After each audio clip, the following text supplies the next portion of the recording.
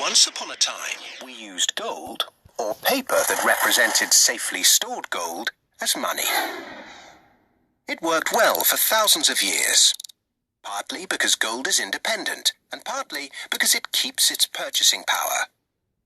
An ounce of gold buys you as much food, clothing, and energy as it did 50, or 150, or 1,550 years ago.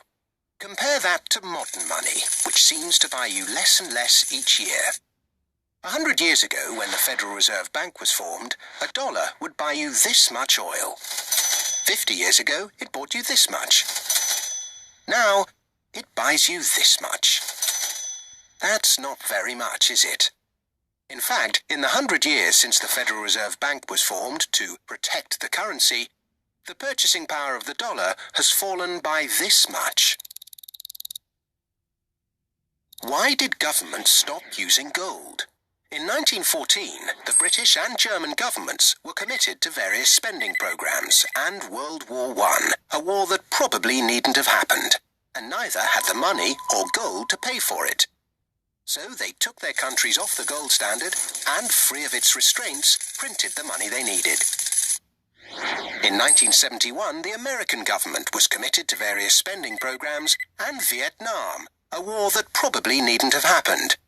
And it didn't have the money or gold to pay for it. So it took America off the gold standard and, free of its restraints, printed the money it needed. Sound familiar?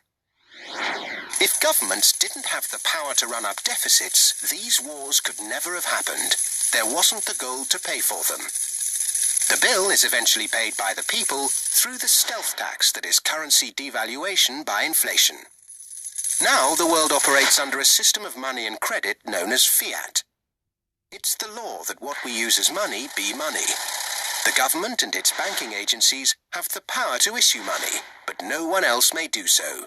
Unlike gold, of which there is a finite amount in the world, with this fiat system, there is no limit to how much money can be created, so inflation becomes inevitable.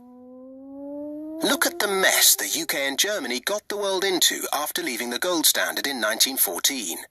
World War I, German reparations, Weimar inflation, the rise of Hitler, and so on. Look at the mess the world has got itself into since 1971, when this fiat system became the global norm. An endless sea of wars, debt, poverty, social inequality, economic bubbles, rampant consumerism, and environmental rape. None of which could ever have happened to anything like the same extent, with that little bit of discipline and restraint imposed by gold. The ability to issue money is too much power for governments, banks, anybody, however well-intentioned. The best way to stop the abuse of power is to spread it as thinly and widely as possible. That's why we need to get back to a sound system of money. Unlike any bank, any corporation, any government, or any body, gold really is independent. Well, there you go. Hopefully you learned something there. Gold, it's been used for a long time, and silver. And today, what we've got is a fiat system, and this is why, just look around. It's a wonderful place we live in, just because everybody's very greedy and doesn't care to learn about where money comes from. They don't even teach it to kids anymore. You're expected to work your whole life for this paper, and things cost more and more and more and more, and you work more and more and more and more, but you can never get ahead. Well, nobody ever stops to think about why. Where does money come from? Who makes money? So, anyways, hope you enjoyed that. Take care, and till next time.